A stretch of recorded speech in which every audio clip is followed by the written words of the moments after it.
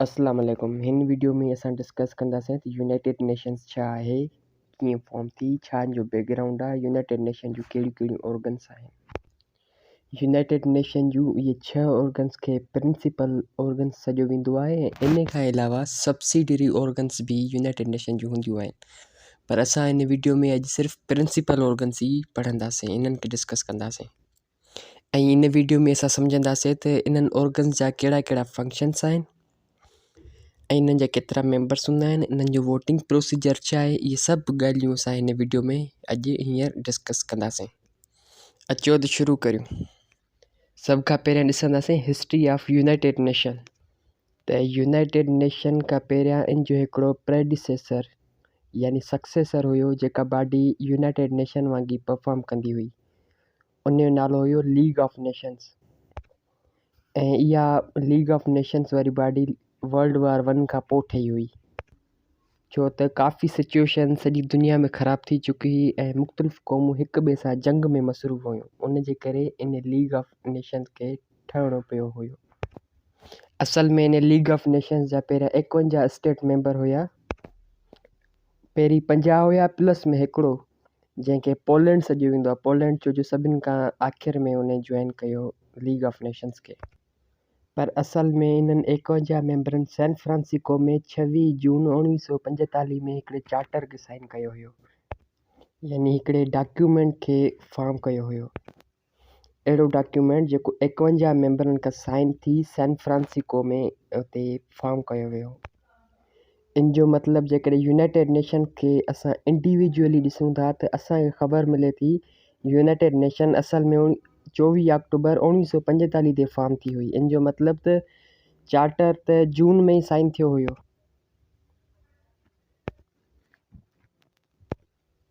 त हींअर जे दौर में यूनाइटेड नेशन में 193 स्टेट्स मेंबर आहिनि, जंहिंमें साउथ सूडान यूनाइटेड नेशन जो लेटेस्ट मेंबर सॾिबो आहे। South Sudan in United Nations खे लेटेस्ट इन जॉइन कयो हुयो ऐं टोटल इन 193 मेंबर्स जो हेड क्वार्टर न्यूयॉर्क में ई आहे। जीअं त असां ॾिठोसीं त सैन फ्रांसिस्को में इहो चार्टर साइन थियो हुयो। इन जो मतिलबु इन्हनि जा हेड क्वार्टर्स भी USA में ई आहिनि। अचो त हाणे ॾिसूं था यूनाइटेड नेशन जो ऑब्जेक्ट्स कहिड़ा हुया, इहा छाजे लाइ फॉर्म कई वई हुई, कहिड़ा कहिड़ा हिननि ऑब्जेक्ट्स खयां हुया। त असां हिन यूनाइटेड नेशन जा हुननि जेके ऑब्जेक्ट परफॉर्म कया या हुननि जा जेके ऑब्जेक्ट्स असल में हुया उहे हुया कहिड़ा। यूनाइटेड नेशन जेका हुआ उहा सेकेंड वर्ल्ड वॉर खां पोइ ठाही वई, छो त उन वक़्तु league of nation second world war खे रोके न सघी, इन जे करे वरी यूनाइटेड नेशन ठही। हाणे यूनाइटेड नेशन जा ऑब्जेक्ट कहिड़ा हुआ। नंबर 1 ते to maintain international peace and security.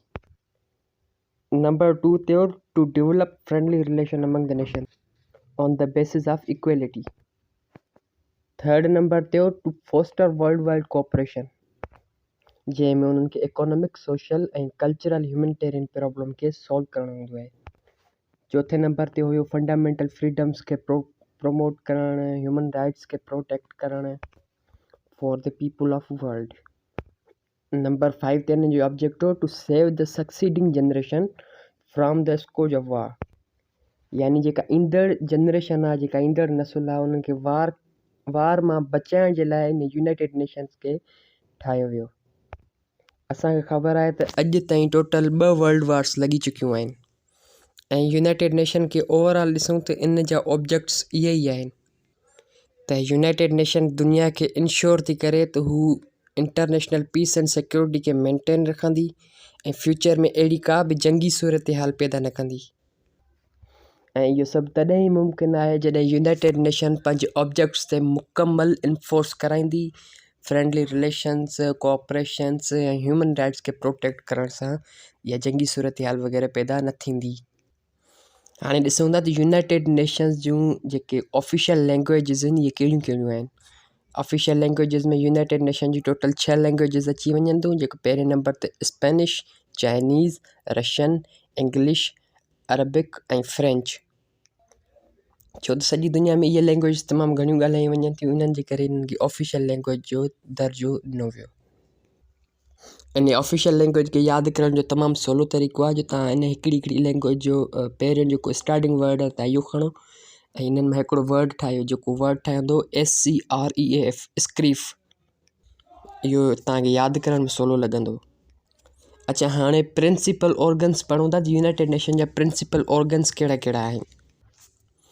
हाणे यूनाइटेड नेशन जूं काफ़ी सारियूं बॉडीज़ आहिनि, जंहिंमां 6 त प्रिंसिपल ऑर्गन्स आहिनि ऐं ॿियनि खे वरी सब्सिडरी ऑर्गन्स बि सॾियो वेंदो आहे। जेके 6 प्रिंसिपल ऑर्गन्स आहिनि उन में पहिरियां जो नालो आहे जनरल असेंबली, ॿियो security council, economic and social council, चौथों ट्रस्टीशिप, पंजो इंटरनेशनल कोड ऑफ जस्टिस ऐं छहों सेक्रेटेरिएट। ऐं जेका सब्सिडरी ऑर्गन्स हूंदियूं आहिनि उहे जीअं यूनाइटेड नेशन जी मुख़्तलिफ़ असां ॿुधो हूंदोसीं त WHO, ILO या WTO, इहे इन्हनि जूं सब्सिडरी ऑर्गन्स आहिनि। बाक़ी हू जेके जनरल असेंबली वारियूं, इहे सभु प्रिंसिपल ऑर्गन्स आहिनि। हाणे प्रिंसिपल ऑर्गन्स में जेका जनरल असेंबली आहे, इन खे ॾिसूं था, डिस्कस कयूं था। जनरल असेंबली छा आहे, कीअं परफॉर्म कंदी आहे, इन प्रोसीजर छा आहे। जनरल असेंबली जेका हुआ इहा रिकमेंडिंग बॉडी आहे यूनाइटेड नेशन जी। इन बॉडी में जेके बि स्टेट्स आहिनि, सॼी वर्ल्ड में जेके बि स्टेट्स आहिनि, इहे इन जा मेंबर्स आहिनि। सो असांखे ख़बर आहे त 193 मुल्क यूनाइटेड नेशंस जा मेंबर आहिनि, जेके जनरल असेंबली जा मेंबर ई आहिनि। इहे ई 193 मेंबर्स जनरल असेंबली न्यूयॉर्क में ई आहे। इहा जनरल असेंबली हर साल सितंबर जे महीने में मीटिंग थींदी आहे। त जनरल असेंबली में छा थींदो आहे, जो हर स्टेट खां 5 रिप्रेज़ेंटेटिव्स हूंदा आहिनि ऐं इन्हनि जो हिकिड़ो ई वोट काउंट थींदो आहे। हाणे अगरि जनरल असेंबली में को बि इम्पोर्टेंट डिसीशन वठिणो हूंदो आहे त जनरल असेंबली खे 2/3 मेजॉरिटी ज़रूरत पवंदी आहे। अगरि इन खां अलावा इम्पोर्टेंट डिसीजन न हुजे त पोइ उहा सिंपल मेजॉरिटी में उन्हनि खे वोट खपंदो आहे, पोइ उहो ई वोट पास थी वेंदो आहे। सिंपल मेजॉरिटी यानी जेको half of the members. General Assembly जा फंक्शंस एंड पावर्स कहिड़ा कहिड़ा आहिनि। पहिरें नंबर ते to supervise the international trusteeship system. ॿिए नंबर ते to adopt amendment to the charter. अगरि यूनाइटेड नेशन जे चार्टर में का बि अमेंडमेंट या तरमीम करणी हूंदी आहे त उहा बि जनरल असेंबली कंदी आहे।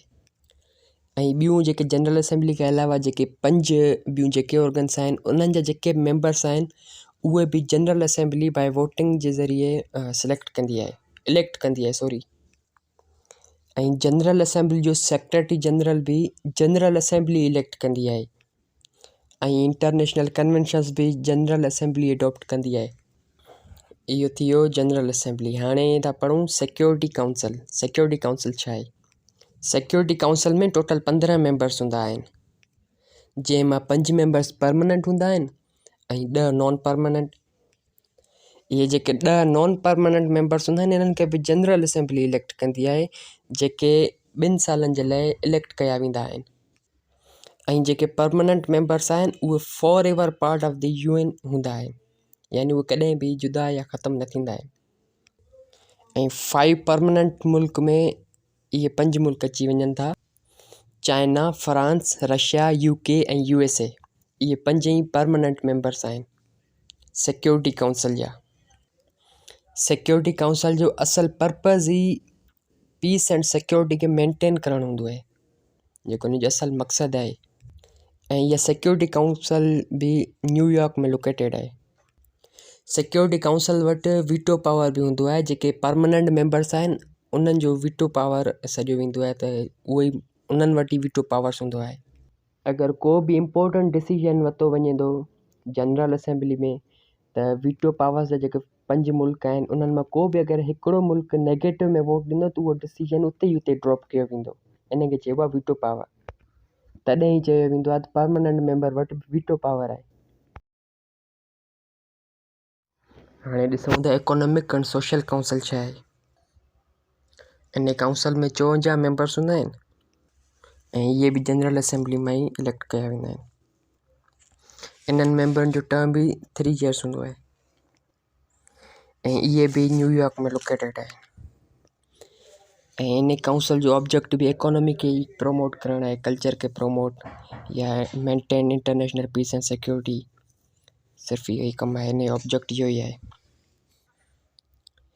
नेक्स्ट आहे ट्रस्टीशिप काउंसिल छा आहे। अच्छा, इहा जेका काउंसिल आहे इहा ट्रस्ट टेरिटरीज़ लाइ ठाही वई हुई। ट्रस्ट टेरिटरीज़ यानी उहे 11 टेरिटरीज़ जिन खे पंहिंजी सेल्फ गवर्नमेंट कोन हुई, उन्हनि जे मथां गवर्नमेंट या ॿिए कंहिंजी हुई या ॿिए कंहिंजो उन्हनि जे मथां इन्फ्लुएंस हुयो। उन्हनि जी हेल्प लाइ इहा ट्रस्टीशिप काउंसिल जोड़ी वई त जीअं उन्हनि खे पाण मुराद यानी सेल्फ गवर्नमेंट रन करे सघनि। पर 1994 में सभिनी टेरिटरीज़ खे सेल्फ गवर्नमेंट अची चुकी हुई। मतिलबु जेके ट्रस्टीशिप जा जेके बि ऑब्जेक्ट्स हुया उहे सभु उन मुकमल करे छॾिया। पोइ इन ट्रस्टीशिप काउंसिल हिकिड़ो 1994 में हिकिड़ो रेज़ोल्यूशन पास कयो, जेको 25 मई 1994 में उन्हनि हिकिड़ो रेज़ोल्यूशन पास कयो। उन रेज़ोल्यूशन में इहो हुयो त हाणे ही जेका ट्रस्टीशिप काउंसिल आहे इहा हर साल जनरल असेंबली या ॿियूं जेके ऑर्गन्स आहिनि उन्हनि वांगुरु हर साल मीट न कंदी, छो जो इन पंहिंजा सभु ऑब्जेक्ट्स पूरा करे छॾिया हुया। इन जे लाइ हाणे इन काउंसिल खे हर साल मीट में न घुरायो वेंदो आहे। नेक्स्ट आहे इंटरनेशनल कोर्ट ऑफ जस्टिस, जेके ICJ बि सॾींदा आहियूं। इहा बि हिकु यूनाइटेड नेशन जी अहम बॉडी आहे, जेके असां ICJ मतिलबु इंटरनेशनल कोर्ट ऑफ जस्टिस सॾींदा आहियूं। इन में टोटल 15 मेंबर्स यानी 15 जजिस हूंदा आहिनि, जंहिंजो टेन्यूअर 9 साल हूंदो आहे। ऐं इहे 15 जजी मुख़्तलिफ़ मुल्कनि मां हूंदा आहिनि, ईअं न आहे त मिसाल हिकिड़े ई मुल्क मां हुजनि, मुख़्तलिफ़ मुल्कनि मां बि थी सघनि था। ऐं इंटरनेशनल कोर्ट ऑफ जस्टिस जो जेको पर्पज़ आहे उहो बि सिर्फ़ु एडवाइज़री ओपिनियन ॾियणु हूंदो आहे। त ICJ जो जेको बि फ़ैसिलो हूंदो आहे उहो सिर्फ़ु एडवाइज़री ओपिनियन हूंदो आहे, जेको कंहिं बि स्टेट ते ज़ोर न ॾींदो आहे त तव्हां हिन ते बाइंड थियो या तव्हां हिन ते अमल कयो। सिर्फ़ु एडवाइज़री ओपिनियन हूंदो आहे हिननि जो। अगरि किन बि ॿिनि स्टेट में को बि मसइलो थी थो वञे ऐं उहो अचे थी ICJ में, त ICJ उन्हनि खे को बि बाइंडिंग फोर्स वारो फ़ैसिलो न ॾींदी, सिर्फ़ु उन्हनि खे एडवाइज़री ओपिनियन ॾींदी। ऐं इहा ई हिकिड़ी अहिड़ी ऑर्गन आहे जेका न्यूयॉर्क में न आहे, बल्कि हेग में आहे, जेका नीदरलैंड में आहे। ऐं ICJ जूं 2 ऑफिशियल लैंग्वेजिस आहिनि, हिकिड़ी इंग्लिश ॿी फ्रेंच। अच्छा, ऐं ICJ जो पहिरियां नालो PICJ हूंदो हो, मतिलबु permanent court of international justice. Next ॾिसूं था सेक्रेटेरिएट छा आहे। जीअं त सेक्रेटेरिएट जो मेन मक़सदु जेके बक़ाया 5 ऑर्गन्स आहिनि उन्हनि ते नज़र रखणु आहे, या जेका बि एडमिनिस्ट्रेशन आहे उहा बि सेक्रेटेरिएट ई ॾिसंदी आहे। ऐं सेक्रेटेरिएट जो जेको हेड आहे उहो सेक्रेटरी जनरल आहे। सेक्रेटरी जनरल खे बि जनरल असेंबली इलेक्ट कंदी आहे। जनरल असेंबली इन खे on the recommendation of security council. ऐं इन सेक्रेटरी जनरल जो जेको टर्म आहे उहो 5 साल हूंदो आहे। इहा बि न्यूयॉर्क में लोकेटेड आहे। ऐं सेक्रेटेरिएट हर साल यानी एनुअल रिपोर्ट तयारु करे वरी जनरल असेंबली में पेश कंदी आहे। एनुअल रिपोर्ट में मतिलबु हू बक़ाया जेके 5 ऑर्गन्स आहिनि उन्हनि जी रिपोर्ट तयारु कंदी आहे, या जेके बि सब्सिडरी ऑर्गन्स आहिनि उन्हनि जी बि सॼी रिपोर्ट तयारु कंदी आहे। पोइ बाद में उहा हर साल जनरल असेंबली में पेश कंदी आहे। बसि एतिरो ई आहे।